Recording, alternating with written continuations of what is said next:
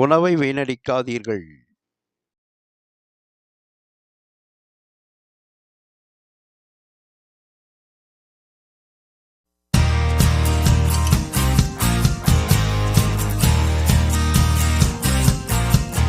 Hi viewers and subscribers.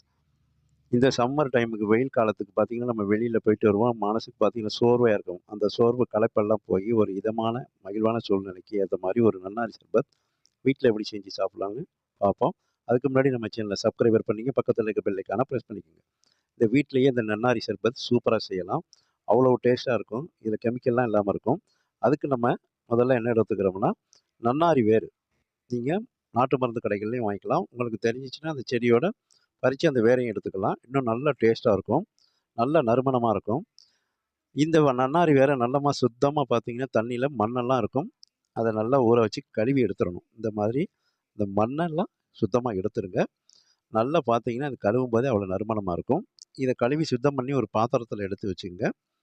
எடுத்து வச்சு அதில் பார்த்தீங்கன்னா நீங்கள் நம்ம செய்கிறதுக்கு ஏற்ற மாதிரி நான் ஒரு 1/2 லிட்டர் தண்ணி ஊற்றிக்கிறேன். இந்த 1/2 லிட்டர் தண்ணி ஊற்றி இன்றைக்கி ஒரு நாள் முழுக்க அதை ஊற விட்டுடுங்க. அப்படியே இன்றைக்கி சாயங்காலம் போட்டிங்கன்னா நாளைக்கு சாயங்காலம் தான் அதை எடுக்கணும். அதில் இருக்க பார்த்தீங்கன்னா அந்த கஷாயமெல்லாம் பார்த்தீங்கன்னா அப்படியே ஊறி அந்த நறுமணம்லாம் அந்த ஸ்டாக்லாம் அப்படியே பார்த்தீங்கன்னா சூப்பராக இருக்கும். இந்த மாதிரி நிறமும் மாறிடும். அந்த தண்ணி நிறமும் மாறிடும். இப்போ அடுப்பை பற்ற வச்சு ஒரு அகலமான பாத்திரம் வச்சுக்கோங்க. பாத்திரத்தை வச்சு அதில் நம்ம ஊற வச்சுருக்க அந்த நன்னாரி வேர் கூட அந்த தண்ணி அப்படியே ஊற்றி நல்லா கொதிக்க விடணும். நல்லா கொதிக்க விட்டிங்கன்னா இந்த சர்பத்தில் இருக்கக்கூடிய அந்த நன்னாரி வேரில் இருக்கக்கூடிய அந்த நறுமணம் எல்லாம் அதில் நல்லா வந்து பார்த்திங்கன்னா இறங்கிடும். இப்போ நல்லா இந்த மாதிரி நல்லா கொதிக்கும். அது இந்த மாதிரி நல்லா அது வந்து பார்த்திங்கன்னா தளதளன்னு நல்லா கொதிக்க விட்டுறணும். இது மாதிரி கொதிக்க விட்டு அதுக்கு பிறகு இதை வந்து பார்த்திங்கன்னா நம்ம வடிகட்டணும். இதை வந்து நல்லா கலந்து விட்டுக்குங்க. இப்படி கரண்டியை வச்சு மிக்ஸ் பண்ணி விட்டுக்குங்க. இந்த மாதிரி மிக்ஸ் பண்ணி விட்டுக்கிட்டே வாங்க. அதை நல்லா மிக்ஸ் பண்ணி விடுங்க. நல்லா கொதித்து வந்துடுச்சு. இப்போ நம்ம அதை அப்படியே ஆற வைக்கிறோம். ஸ்டவ் ஆஃப் பண்ணிக்கிறோம். ஆற வச்சு இதை வந்து ஒரு காப்பி வடிகட்டியை வச்சு இது மாதிரி வடிகட்டிடுங்க. அதில் தூசு மண்ணெல்லாம் இருக்காது. அதை வந்து ஒரு முறை இந்த மாதிரி வடிகட்டிடுங்க. இந்த மாதிரி நல்லா சுத்தமாக வடிகட்டிடுங்க. வடிகட்டி மற்றொரு பாத்திரத்தை அதே பாத்திரத்தை நீங்கள் அடுப்பில் வச்சு நம்ம ஒரு 400 கிராம் கிட்ட வெள்ளை சர்க்கரை எடுத்திருக்கோம். ஜீனி அதாவது சர்க்கரை, வெள்ளை சர்க்கரை எடுத்திருக்கோம்.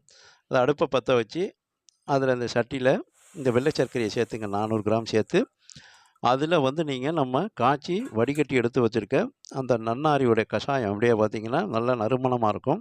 அந்த சூட்டோடையே சேர்த்துருங்க. அந்த சர்க்கரை முழுகிற அளவுக்கு இதை ஊற்றினா போதும். ஊற்றுனீங்கன்னா போதும். சர்க்கரை முழுகிற அளவுக்கு ஊற்றி இது மாதிரி நல்லா கிளறி விடுங்க. இது நல்லா பார்த்திங்கன்னா நல்லா கொதித்து வரும். நல்லா கொதித்து இந்த மாதிரி நல்லா பொங்கி வரும். நல்லா கொதிக்கும். அந்த அப்போ பார்த்திங்கன்னா நல்லா அந்த நன்னாரி வேரோட நறுமணம் அவ்வளோ சூப்பராக இருக்கும். வீடே கமகமன்னு இருக்கும். அதில் நம்ம ஒரு எலுமிச்சம்பழம் பாதி எடுத்து அதில் ஒரு 10 சொட்டுக்கிட்ட நம்ம பிழிஞ்சு விட்டுருங்க. பிழிஞ்சு விட்ட பிறகு அதில் கொஞ்சம் ஒரு 2 பிஞ்சு உப்பு போட்டுருங்க. உப்பு சேர்த்துங்க. இது வந்து பார்த்திங்கன்னா சீக்கிரம் உறையாது. அப்படியே உறையாமல் உங்களுக்கு கல் மாதிரி இறுகி எல்லாம் போகாது. அந்த பாகு பதத்தில் அப்படியே இருக்கும். அந்த சிரப்பு மாதிரியே இருக்கும். அதோடு சேர்த்து இது கொஞ்சம் தண்ணியாக இருக்கும். அந்த நம்ம வேறு காய்ச்சி எடுத்தோம்ல, நன்னாரி வேரை காய்ச்சி எடுத்த தண்ணி கொஞ்சம் அப்படியே சுருங்கி வரணும்.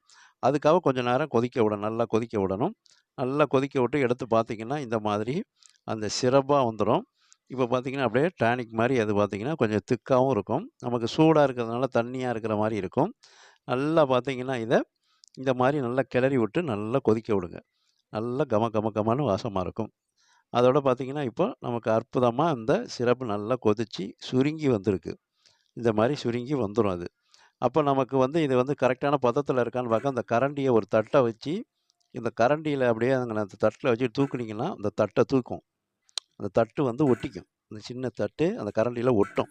அது கரெக்டான பதம். நல்லா பார்த்திங்கன்னா சிறப்பாக இருக்கும். அது அப்படியே ஜூஸ் மாதிரி பார்த்திங்கன்னா அந்த நன்னாரி ஜூஸ் மாதிரியே அப்படியே இலைகள் அப்படியே பார்த்திங்கன்னா அந்த பாகு பதத்தில் இருக்கும். இப்போ அந்த பாகை நல்லா ஆறின பிறகு இந்த மாதிரி ஒரு காப்பி வடிகட்டியை வச்சு வடிகட்டிக்குங்க. ஏன்னா இது காய்ச்சும் போது திரும்ப நம்ம அந்த எலுமிச்சம்பழ விதையெல்லாம் விழுந்திருக்கும். அதில் சில மண்ணுகள்லாம் திரும்ப பார்த்திங்கன்னா இருக்கும். அதனால் 2வது முறையும் ஃபில்ட்ரு பண்ணிங்கன்னா க்ளீனாக இருக்கும். இப்போ சுத்தமாக இருக்கும். இதை இது மாதிரி ஒரு பாட்டிலில் நீங்கள் ஒரு புது பாட்டில், அதாவது இது மாதிரி யூஸ் பண்ண பாட்டிலில் வைக்காதீங்க. புது பாட்டில் வாங்கி இதை ஊற்றி நீங்கள் அப்படியே வச்சுக்கோங்க. ஒரு பாட்டிலில் ஊற்றி வச்சுக்கிட்டிங்கன்னா நமக்கு தேவையானப்போ வீட்டுக்கு யாரும் விருந்தாளி திடீர்னு வர்றாங்களா, இந்த மாதிரி நம்ம சர்பத்தை நீங்களே வீட்டில் செஞ்சு போட்டு கொடுக்கலாம். கடையில் வாங்கின மாதிரிலாம் இருக்காது. அவ்வளோ டேஸ்ட்டாக இருக்கும், சூப்பராக இருக்கும். அதுக்கு நம்ம சப்ஸா சீடு ஊற வச்சு வச்சுருக்கோம். இந்த சர்பத்தை எப்படி போடுறது காட்டுறேன். அதுக்கு பாதாம் பீஸினை இது மாதிரி ஊற வச்சு வச்சுருக்கோம். ஒரு சின்ன சின்ன பேக்கெட் வாங்கிக்கோங்க. அதே போல் பார்த்திங்கன்னா ஒரு எலுமிச்சம்பழத்தை 2ஆக கட் பண்ணி வச்சுருக்கேன். ஒரு கிளாஸில் ஒரு பாதி எலுமிச்சம்பழத்தை பிழிஞ்சு விட்டுருங்க. சர்பத்து போடக்கூடிய அளவுக்கு உள்ள ஒரு கிளாஸ், அது 200 ml இருக்கும். அந்த அளவுக்கு உள்ள கிளாஸில் இந்த மாதிரி ஒரு எலுமிச்சம்பழத்தில் பாதியை பிழிஞ்சு விட்டுடுங்க. அதில் 2 டேபிள் ஸ்பூன் இந்த பாதாம் பீஸின் ஊற வச்சு வச்சுருக்க பாதாம் பீஸினை நீங்கள் எடுத்து சேர்த்துங்க. பாதாம் பீஸினை சேர்த்த பிறகு 1 குழிக்கரண்டி 1 1/4 குழிக்கரண்டி இந்த சப்ஸா சீடு ஊற வச்சு வச்சுருக்கேன். இந்த ஊற வச்சு வச்சுருக்க அந்த சப்ஸா சீடை சேர்த்துங்க. இதெல்லாம் பார்த்திங்கன்னா நல்லா குளிர்ச்சியாக இருக்கும். நம்ம வந்து ஒரிஜினலாகவே அந்த நன்னாரி வேறு போட்டு செய்கிறதுனால நல்லா குளிர்ச்சியாக இருக்கும். நீங்கள் எங்கேருந்து போயிட்டு வெளியில் வந்து வந்தீங்கன்னா டயர்ட்னஸாக இருக்கும். அந்த டயர்டே தெரியாது. குடித்தோன்னே நல்லா மனசுக்கு இதமாக இருக்கும், நல்ல நறுமணமாக இருக்கும். அப்படியே பார்த்திங்கன்னா ஒரு சந்தோஷமான சூழ்நிலை, அதில் மனசுக்கு இதமான சூழ்நிலை ஏற்படும். இப்போ நம்ம நன்னாரி சர்பத்து போட்டு எடுத்து பாட்டிலில் வச்சுருக்கோம். அதில் உங்களுக்கு இனிப்பு அதிகம் தேவைன்னா நீங்கள் 3 கரண்டி ஊற்றிங்க. நான் ரொம்ப இனிப்பு எடுத்துக்க மாட்டேன். அதனால் கொஞ்சமாக பார்த்திங்கன்னா நான் 2 கரண்டி யூஸ் பண்ணிக்கிறேன். இது வந்து கரெக்டான பதத்தில் இருக்கும் இனிப்பு. அந்த புளிப்பெல்லாம் கரெக்டான பதத்தில் இருக்கும். இப்போ அந்த நன்னாரி சர்பத்து 2 கரண்டியை ஊற்றி இது மாதிரி ஸ்பூனை வச்சு மிக்ஸ் பண்ணி விட்டுக்குங்க. மிக்ஸ் பண்ணி விட்ட பிறகு ஐஸ் க்யூப்ஸ் வீட்லேயே நம்ம நல்ல தண்ணியில் செஞ்சு வச்சுருப்போம், போட்டு வச்சுருப்போம் அந்த ஃப்ரீசரில். அந்த ஐஸ் க்யூப்ஸ் எடுத்து போட்டுங்க. இந்த போட்டு நீங்கள் இதில் தண்ணி சேர்த்து அப்படியே நல்லா ஸ்பூனால் கலக்கி விட்டுறணும். தண்ணி அதை கிளாஸ் முழுக்க சேர்த்துங்க.